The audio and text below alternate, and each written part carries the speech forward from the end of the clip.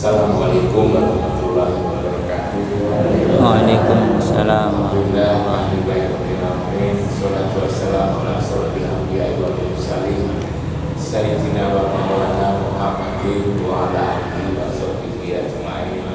Mabatu yang saya hormati, yang dimuliakan Pak Bulan, Ketua Rombongan katanya Mas Anwar. Ternyata ini adik pas saya. Tapi sudah pangling dulu dan begini. Ternyata cita saya waktu kuliah di IAIN kelas selisih kira-kira 2 tahun atau 3 tahun. Ibu-ibu, bapak-bapak semuanya yang berbahagia, kita banyak bersyukur pada Allah. Sholawat dan salam kita persembahkan ke hadapan kita Muhammad Rasulullah Sallallahu Alaihi Wasallam. Saya senang sekali rawat ibu dan bapak-bapak sekalian di masjid saya. Saya punya rumah di sini ini. Biasanya saya suka membuat masjid. Dulu dari belakang kampus juga buat masjid, lalu di pemimpin kampus saya juga buat masjid karena memenuhi pesan orang tua saya. Orang tua saya itu orang kampung, kiai kecil-kecilan dari Trenggalek. Dari Ponorogo saya dari Trenggalek. Biasanya kiai itu anaknya banyak.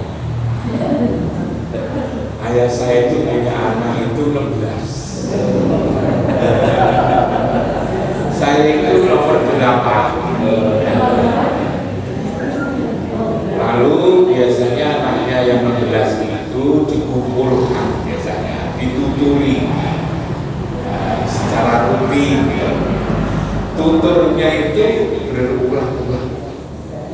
Dia bilang bahwa kamu semua ini hanya anak saya, petani yang tidak punya penghasilan banyak. Kamu jangan berharap saya bekali harta, tapi saya bekali sekolahan. Sekolah bilang begitu. Nah, saya punya cita-cita itu sederhana saja. Kalau kamu nanti jadi orang kaya, sahabat, buatlah masjid yang besar. Syukur kalau tidak. Kalau tidak bisa membuat masjid yang besar, buatlah masjid kecil, namanya musola atau magan. Kalau kamu membuat masjid kecil atau musola tidak bisa, kalau ada orang membuat masjid, bantu dan pakai uang. Kalau kamu tidak punya uang, bantulah tenaga. Jadi tenaga, pokoknya begitu. Tapi umpama kamu itu miskin, aku juga tidak apa-apa. Saya tidak kecewa punya anak miskin, asalkan kamu mau menjadi isinya masjid. Terakhir mau menjadi isinya masjid. Itu yang selalu saya ingat. Maka lalu karena saya sedikit banyak punya uang, lalu saya membangun rumah, saya lengkapi dengan masjid. Kalau melengkapi dengan masjid kan otomatis juga menjadi isinya masjid. Ternyata ibu dan bapak-bapak sekalian, pesan orang tua itu kadang-kadang tidak usah dicatat, itu masuk di hati.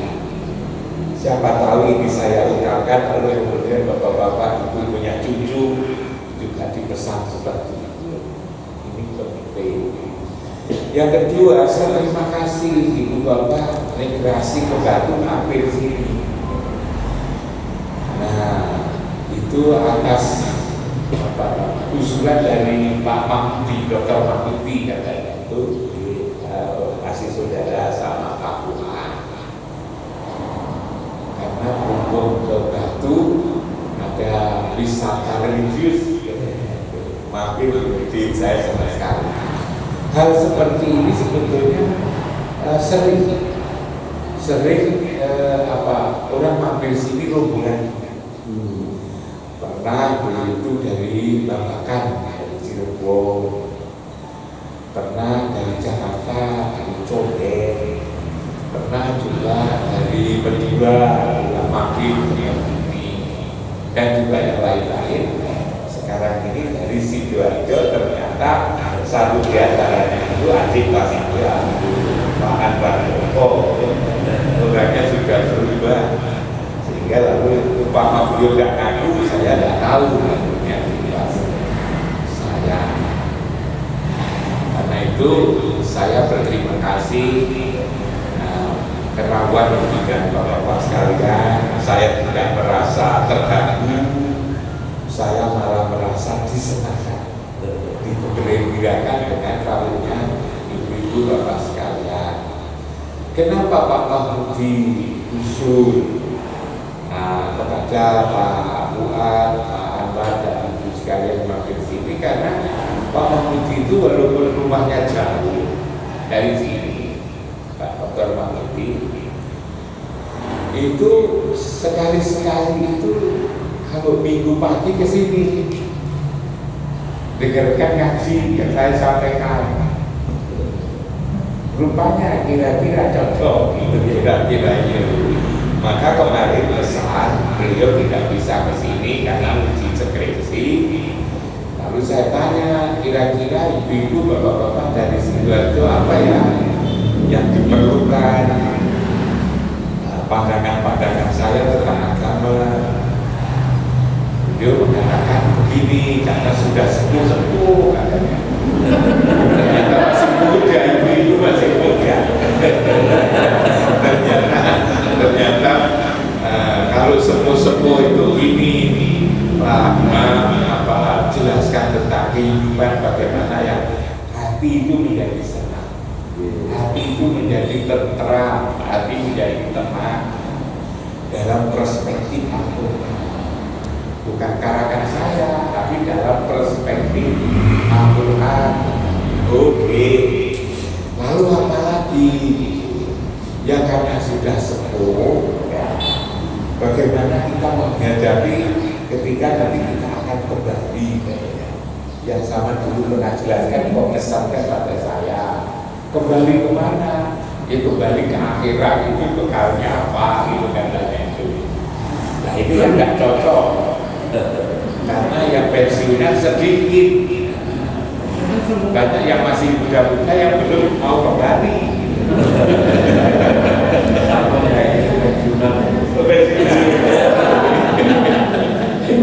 Itu kemarin itu karena Pak Mahmudi sudah pensiun, usianya sudah 75. Lalu saya juga sudah pensiun, umur saya itu sudah 72. Nah, sudah lebih sepuh dari Pak Anwar, sudah 72. Nah, dua hal ini saja saya kira yang perlu saya sampaikan kepada ibu dan bapak-bapak sekalian. Tapi karena ini nanti terkesan sama rekreasi, itu rekreasi yang penting kan rekreasinya ini. Ini rekreasi hati. Nah, tentang yang pertama, kita ini seringkali hati ini kadang-kadang gelisah, kadang-kadang kita ini galau, kadang-kadang kita ini menyalahkan orang lain tanpa sebab. Kan begitu. Seringkali kalau tidak ada orang lain yang tetangga atau kawan-kawan, istri kita salahkan, suami kita salahkan, tidak tahu sebab, tidak tahu sebabnya kenapa. Oh biasanya kita sayang-sayang, lalu saat itu kayaknya itu tidak penting, gitu kan? Ganggu. Itu ada apa sih sesungguhnya? Ini banyak dirasakan, termasuk juga saya rasakan sendiri. Kok memang itu semua itu sama untuk manusia itu sebetulnya karena rohani kita ini. Nah, kapan itu juga ada orang datang dari Jakarta menanyakan juga itu, namanya Pak Husin Astra, nah, dari jauh-jauh dari Jakarta. Katanya sebelumnya itu baca YouTube yang saya ngaji begini lalu direkam lalu masuk YouTube. Katanya iya ya cocok dia bilang itu. Ternyata setelah selesai itu beliau ngaku adalah bisanya Pak Muresila, mertuanya Najwa Shihab. Saya kok mendapatkan atensi. Waktu itu juga saya sampaikan kepada Pak Mahmudi, Dr. Mahmudi dan Susi ini, agar hidup kita itu tenang. Sebetulnya itu tidak usah biaya mahal-mahal, tidak usah rekreasi kemana-mana. Kalau hanya untuk ketenangan hati, tapi kalau untuk hiburan mata sekali-sekali, asalkan tidak tiap hari rekreasi. Kalau setiap hari rekreasi kan nanti malah datang. Agar hati ini tenang, kalau dalam perspektif Quran, dalam sudut pandang itu hanya satu sebetulnya. Apa itu? Ingat rumah. Ingat rumah itu sebetulnya kita tenang. Orang itu kalau tidak ingat rumah, itu hatinya galau. Tetapi rumah yang saya maksudkan itu adalah rumah yang sempurna, ialah rumah jasmani dan rumah rohani. Rumah jasmani, rumah rohani, dua-duanya penting. Rumah jasmani itu juga harus kita tempati, kita harus jelas. Rumah itu kalau tidak ditempati itu cepat rusak. Coba ibu bapak lihat rumah yang tidak ditempati kan cepat rusak bila dibandingkan dengan yang ditempati. Sebetulnya yang terganggu, yang rusak itu bukan rumahnya, pemilik rumah itu juga rusak itu terganggu kalau tidak ditempati, ada bermasalah. Karena itu maka pemilik rumah itu harus jelas. Maka kalau ada orang punya rumah, punya keluarga, lalu kemudian dia pergi, punya rumah pergi tanpa pamit, namanya juga kurang menyenangkan. Namanya enggak. Orang yang meninggalkan rumah tanpa pamit itu kan namanya minggat. Minggat itu kan jelek. Coba kalau kita punya istri, punya suami, bapak mau kemana, istri mau kemana, minggat, itu kan jelek. Sudah 2 minggu ini dia minggat. Kalau hanya rekreasi sehari itu tidak apa-apa. Tapi kalau 2 minggu, 3 minggu tidak jelas, namanya minggat. Hidupnya seperti apa? Babu juga jelas. Lalu kemudian gimana saya lihat? Tidak tahu orang gelandangan. Betul. Bahkan lalu kalau orang itu tidak terikat dengan rumah, apa saja tidak terikat dengan rumah, namanya liar. Namanya liar. Apa saja yang disebut liar itu selalu membahayakan. Ada kucing liar, anjing liar, babi liar, kuda liar, rumput liar saja itu lebih motor. Apalagi manusia liar. Manusia yang di perempatan-perempatan jalan yang tidak jelas itu, yang bajunya kumar, tidak duit pangkat, lalu dari pangkat dewi, pakai tutup botol, itu sebenarnya liar. Itu sulit itu. Dididik juga sudah tidak bisa itu karena liar ya. Nah, karena itu agar kita tenang, jangan menjadi orang liar. Harus jelas di rumah. Tapi kita tadi hanya punya 2 rumah. Rumah jasmani itu rumah saya, dan rumah rohani. Rumah rohani itu di mana? Di Quran, tadi kan perspektif Quran. Itu di surat Al-Imran ayat 96-97 itu dinyatakan inna awwala baiti wudhi alinas lalladzi bibakata mubarakan wa hudal lil alamin fihi ayatun bayyinatun maqamul Ibrahim wa man taqalahu kana aminan. Bahwa yang mula-mula rumah saya katakan untuk manusia, seluruh manusia adalah dibakar mubarakah, yang diberkahi. Jadi kita ini secara rohani punya rumah. Rumah itulah disebut Baitullah, ditandai oleh Ibrahim dengan bangunan Ka'bah, berada di tengah-tengah Masjidil Haram. Itu adalah rumah rohani sebetulnya.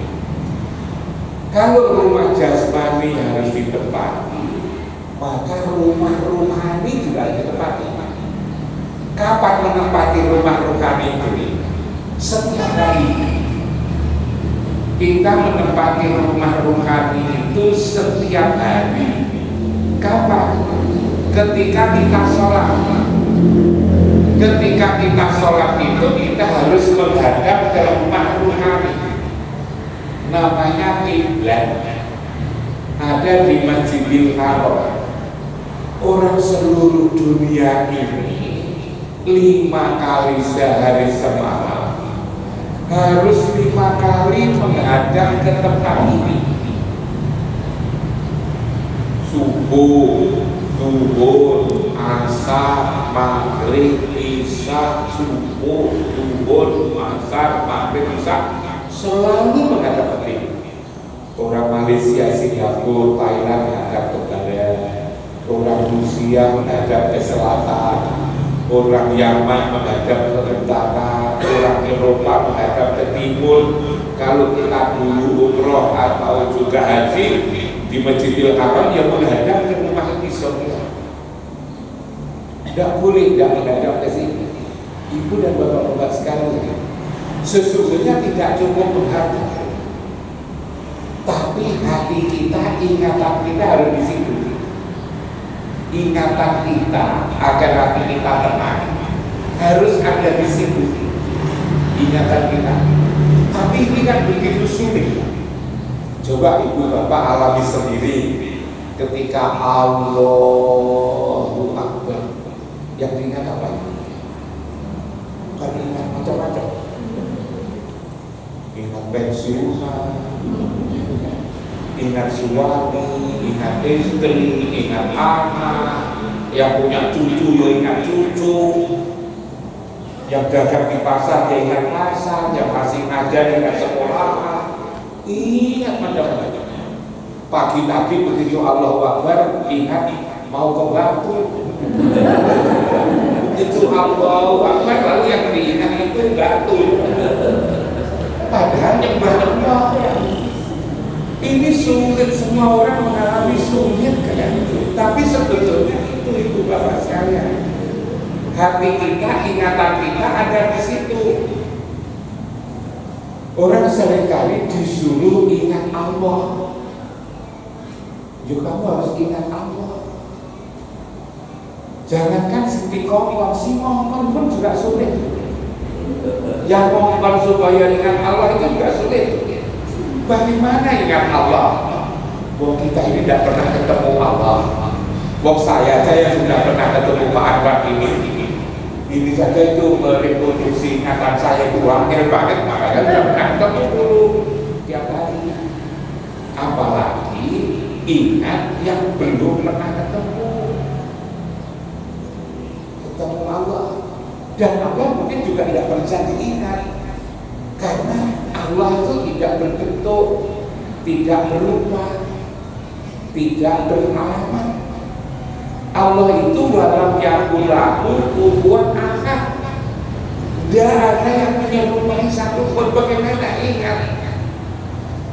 Yang kita ingat adalah nama Allah. Namanya saja yang kita ingat. Tapi yang punya nama itu siapa? Tidak tahu, tidak pernah tahu, dan tidak akan bisa ingat yang punya nama Allah itu tidak akan bisa. kemudian kalau kita disuruh ingat, gimana caranya agar kita ingat? Maka kalau saya ngaji di sini pagi ini, saya bilang ingat Allah sulit, maka ingat yang dengan Allah, yang bersama Allah, yang selalu serta Allah, yang ketika nama Allah disebut, nama beliau disebut. Siapa itu? Ingat Muhammad Rasulullah. Asyhadu an la ilaha illallah wa asyhadu anna Muhammadar Rasulullah. Ingat Rasul. Ingat Rasul juga tidak pernah ketemu. Lah gimana caranya? Wong Rasul sudah wafat, Nabi itu sudah wafat, Muhammad sudah wafat, dimakamkan di Madinah, di Masjid Nabawi. Itu jasanya. Sedangkan agama ini bukan urusan jasad, agama itu urusan roh. Lalu Nabi Muhammad itu di mana? Yang disebut Abdul Arwah, bapaknya roh itu di mana? Nah, kita tidak boleh ngarang karena perspektif Quran. Quran mengatakan la uqsimu bihadzal balad. Aku bersumpah dengan negeri ini, wa anta hillu bihadzal balad, bahwa engkau ya Muhammad ada di tempat ini. Wa walidi wa walad, demi ayah dan anak itu Muhammad itu ada di tempat mulia. Tempat mulia itu di mana? Dia itu di Baitullah yang ditandai dengan bangunan Ka'bah oleh Ibrahim, berada di tengah-tengah Masjidil Haram. Karena itu ketika kita sholat, kita menghadap ke tempat itu, maka lalu relatif lebih gampang karena bukan sesuatu yang abstrak, sesuatu yang konkret. Merasa berada di Masjidil Haram, maka tidak mikir kemana-mana karena kita sudah konkret Masjidil Haram. Bahkan juga dikatakan qad narota qaluba wajhaka fis sama. Aku lihat engkau menghadapkan wajahmu ke langit, walan waliyana kiblatan tardoha. Aku palingkan wajahmu ke kiblat yang kamu sukai. Di mana itu? Fawali wajhaka sadarul Masjidil Haram. Karena itu ketika ibu dan bapak sekalian sholat menghadap ke tempat ini, ingatannya ada di sini, maka relatif lebih gampang. Coba nanti kalau ibu sholat merasa berada di Masjidil Haram, coba lebih enak, karena tempatnya jelas. Pertanyaannya bagaimana kalau saya belum pernah umroh, belum pernah haji? Yo haji mau. Nah kalau belum bisa gimana? Sekarang kabar-kabar itu sudah banyak, gitu kan? Video-video sudah banyak sekarang ini, tidak sesuai zaman dulu. Nah, ibu dan bapak-bapak sekalian, agar hati tenang tadi, ketika kita ini sholat, hati kita ada di situ, maka penyakit hati, fi qulubihim maradun, di dalam hati itu ada penyakit, maka dicabut oleh Allah ternyata. Wa nazana ma fi sudurihim min ghillin, aku cabut penyakit apa yang ada di dalam dada. Min ghillin, iri, dengki, takabur, dendam, tamak, benci, macam-macam itu dicabut oleh Allah. Dicabut oleh Allah. Nyabutnya di mana? Tajri min tahtihimul anhar, di tempat yang di bawahnya mengalir sungai. Di bawah Masjidil Haram itu kan ada sungai, ada air zam-zam, sungai sebetulnya. Karena itu tidak pernah akan habis air. Tempat nyabut itu tidak di sembarang tempat. Ternyata itu ada petunjuk tempat menyabut penyakit hati itu adalah di Kausar, di Baitullah itu. Nah kalau penyakit hati dicabut, maka lalu menjadi sehat. Kalau menjadi sehat lalu menjadi tenang, menjadi damai, menjadi tidak galau lagi karena selalu sholat. Itulah sebabnya sholat itu disebut inna sholata tanha anil fahsya'i wal munkar. Sholat itu mencegah perbuatan keji dan munkar karena penyakit dalam hati ini dicampur. Nah, seringkali ini yang tidak dapat keterangan tentang seperti ini, sehingga ketika Allahu Akbar yang kita ingat macam-macam itu. Padahal kalau kita sholat yang kita akan tiga macam-macam, Quran mengatakan wa maka sholatuhum indal baiti, tidaklah sholat di tempat ini ingatannya illa bukaan wa tasdiatan, kecuali hanya bersiul-siul dan bertepuk tangan. Fadukul adab bima kuntum takfurun, ingat azab Allah begitu keras karena kamu menserikatkannya. Kenapa kok disebut menserikatkan? Karena ketika Allahu Akbar maunya nyembah Allah, yang dilihat HP, lalu kemudian semua, lalu kemudian macam-macam, sehingga Allah dicampurkan dengan semua. Itulah lalu menserikatkan. Nah, ini bapak-bapak sekalian yang saya katakan, yang pertama tadi agar tidak galau, maka ketika sholat hati bapak di situ, hati ibu-ibu di situ. Bahkan kalau ibu bapak membaca surat As-Sadd, surat Sadd ayat 46, surat Sadd ayat 46, nanti di rumah itu nanti karena dibuka, nggak usah ditaruh, nanti dibuka-buka lagi di HP, nanti biar dikirim ke Pak satu-satu.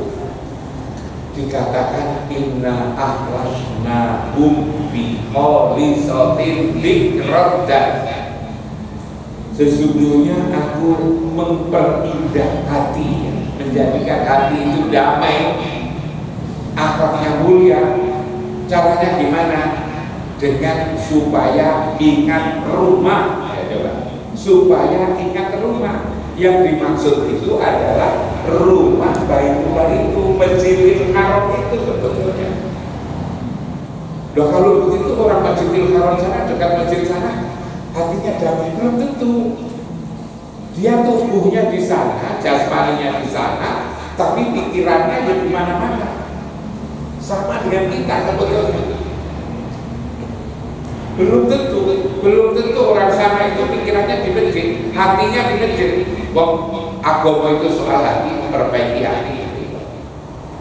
Hanya lalu seringkali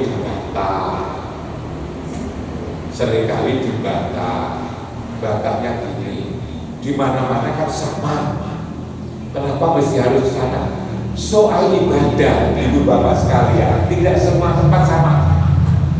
Buktinya apa? Coba kalau haji itu apa? Haji itu wukuf. Haji itu sebetulnya wukuf. Wukuf itu apa? Wukuf itu adalah berhenti, duduk, berdoa. Tapi tempatnya harus di Arafah. Tidak boleh di situ aja. Misalnya ini efisiensi apa itu namanya, karena COVID, maka wukufnya tidak perlu di Arafah, di Sidoarjo saja. Tidak boleh, harus di Arafah. Yang namanya sa'i itu kan jalan kaki 800 meter, tapi 800 meter itu dari sofa ke Arafah ke sofa. Lempar jumroh itu kan hanya lempar kerikil aja ke tembok, tapi harus tembok di Mina. Tidak boleh di tempat lain, harus di Mina. Nah, kalau haji itu harus di Arafah, sa'i harus di Mas'ah, lalu kemudian lempar jumroh atau di Mina. Nah, kalau sholat di mana? Nyembah Allah. Nyembah Allah itu umirtu an abda robba hadil baldatil ladzi karramaha walau ulusan. Aku terperintah menyembah Allah di tempat yang mulia. Hati kita di sini. Hati harus ada di wa inja'alna baita masabata linnasi wa amna wa ta'idu min maqami Ibrahim musola. Sholat itu harus didekat di wilayah maqam Ibrahim di Masjidil Haram, hatinya sama. Jadi itu ibu dan bapak-bapak sekalian, bagaimana hati tenang ternyata hanya satu, lewat sholat. Tapi sholat yang khusyuk. Sholat yang khusyuk itu adalah sholat yang ketika kita sholat kita merasa ketemu Allah. Alladzina yadulluna annahum mulaqu rabbihim. Sholat khusyuk itu adalah ketika sholat kita yakin ketemu Tuhan. Nah subuh tadi apa ketemu Tuhan? Dikatakan ketemu Tuhan kalau kita sholat itu merasa di tempat itu yang Rasulullah ada di situ. Di Baitullah itu merasa di Masjidil Haram, itulah ketemu Tuhan maksudnya.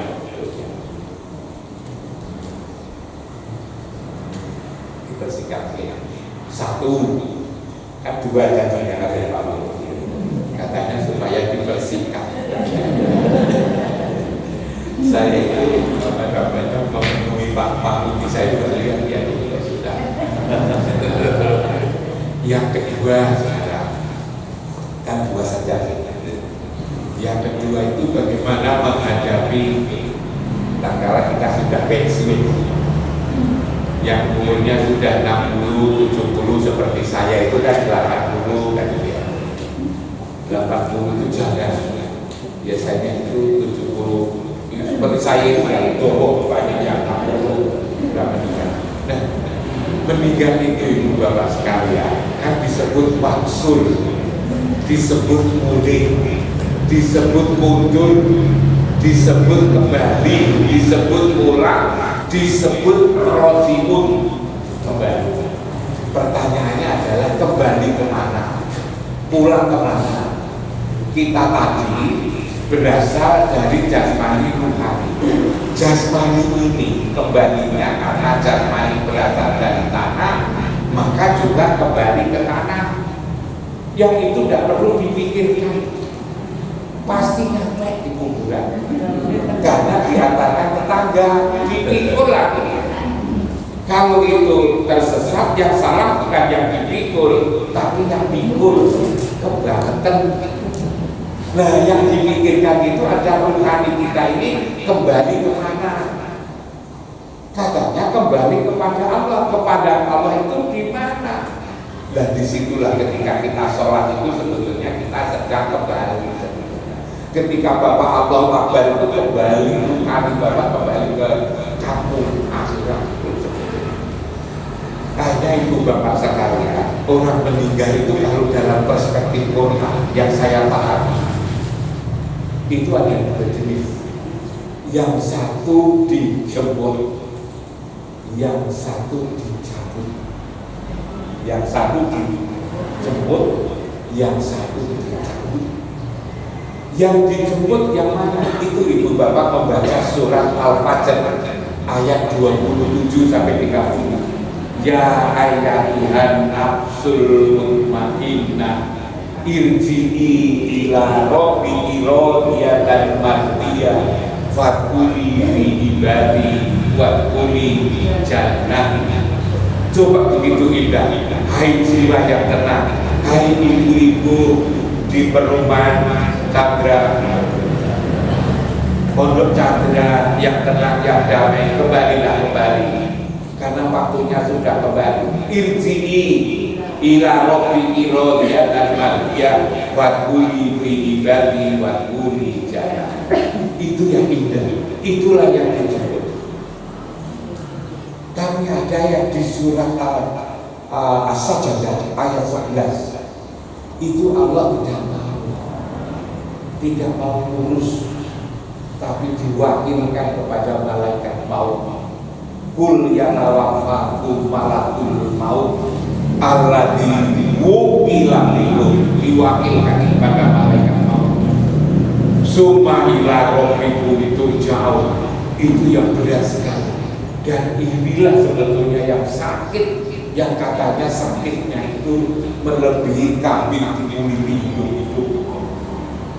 Maka jangan pilih yang kedua ini, pilih yang pertama. Pilih yang pertama. Yang pertama itu begitu indah, disapa sendiri oleh Allah dan Rasul, tapi yang kedua itu diwakilkan kepada malaikat. Nah, pertanyaannya adalah bagaimana agar kita ini dipanggil? Ibu dan bapak sekalian, sehari-hari itu kita dipanggil. Dipanggil apa? Dipanggil oleh Allah. Lewat siapa? Lewat azan itu sebenarnya panggil. Dipanggil begitu. Kalau ibu bapak itu sehari-hari dipanggil oleh azan itu lalu kemudian datang, maka waktunya ibu dipanggil akan dipanggil. Tapi kalau lalu dipanggil dan datang-datang, ini itu oleh muadzin itu dipanggil, tidak datang, maka waktunya butuh panggilan dan dipanggil, akhirnya diwakilkan kepada malaikat. Karena itulah berbahagia sekali ibu-ibu, bapak-bapak jamaah masjid ini kan jamaah masjid yang ketika dipanggil selalu datang. Kan dikatakan itu ya ayyuhalladzina amanu atiullaha wa rasulahu wa la tawallau anhu wa antum tasma'un. Kamu jangan berpaling ketika kamu dipanggil padahal kamu mendengarkan. Di Quran surat Al-Anfal ayat 20 kalau tidak salah itu mengatakan begitu, dipanggil. Karena itulah berbahagia ibu-ibu, bapak-bapak selalu dipanggil, apalagi sudah pensiunan dipanggil gak datang. Maka waktunya butuh panggilan. Nah, di situ senang sekali. Kita ini ibu bapak kan ketika berangkat tadi kan senang. Nanti ketika pulang, ibu bapak akan jauh lebih senang lagi. Tapi dengan catatan ada 4 hal yang jelas. 4 hal yang jelas itu apa? 1, jalan pulang tahu. Surabaya jalan pulang tahu. Alamat pulang masih ingat. 3, oleh-olehnya cukup. Yang keempat, siapa yang akan menerima ketika kita itu nanti pulang lagi. Kalau itu ibu, bapak-bapak ini nanti ketika pulang ke akhirat, maksud saya rojiu, jalan menuju pulang sudah tahu. Yang ruhani adalah tipai doa. Jalan menuju pulang kita selalu ikut Rasulullah lewat sholat ini. Lalu oleh-oleh pulang adalah iman dan amal soleh. Siapa yang akan jemput? Allah dan Rasul. Maka ibu bapak, itulah orang-orang yang beruntung sebetulnya. Beruntung bisa berangkat lalu bisa pulang. Yang susah itu kalau orang itu tidak tahu jalan pulang, tidak tahu tempat pulang, oleh-olehnya tidak cukup, apalagi tidak tahu siapa yang akan jemput ketika pulang nanti, maka lalu kebingungan. Bagaimana tidak bingung?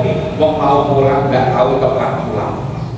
Padahal tempat pulang itu adalah di Baitullah yang setiap hari ibu bapak menghadap ke tempat itu dan berada di tempat itu. Bahkan ibu bapak pernah mengunjungi tempat pulang itu lewat umroh atau haji. Saya kira itu 45 menit. Saya tadi maunya itu 30 menit, kelebihan 15 menit. Mohon maaf karena dipesan oleh Pak Mahmudi, coba Pak Imam 2 hal itu biar saudara-saudara saya hatinya tenang. Kuncinya adalah rumah. Tapi rumah kita ini ada 2 jenis, rumah jasmani, rumah rohani. Ketika pulang agar bahagia, bukan di dalam Quran itu kita ada dijemput, ada dicabut. Jangan dicabut, tapi dijemput. Bagaimana akan dijemput? Ketika dipanggil setiap hari 5 kali dari semalam waktu sholat oleh muadzin itu, karena sudah punya jamaah masjid, ibu bapak datang. Nanti ketika waktunya bapak ibu membutuhkan, ibu bapak membutuhkan panggilan, maka ibu bapak dipanggil oleh Allah. Bukan bukan lalu dicabut, diwakilkan pada malaikat maut. Malaikat maut itu karena sudah wakil maka biasanya menggunakan protap, dan protap itu menjadi berat. Maka ibu dan bapak sekalian, sekali lagi mohon maaf kalau saya salah karena kepanjangan gitu kan. Tapi saya memang memenuhi amanah sudah kadung bilang kepada Pak Mahmudi, kalau tidak saya penuhi, saya kurang amanah. Maka walaupun agak menahan-nahan kapan di sini, kelebihan 5 menit, 10 menit, saya mohon maaf yang sedalam-dalamnya. Moga-moga ini jadi silaturahmi. Silakan kalau ke Malang hadir di sini, dan saya merasa beruntung ketemu bapak-bapak, ibu-ibu, lalu kemudian menjadi sempurna ketika ketemu Pak Akbar Joko, itu orang yang paling hibur. Terima kasih, sekali lagi mohon maaf. Al-Fatihah.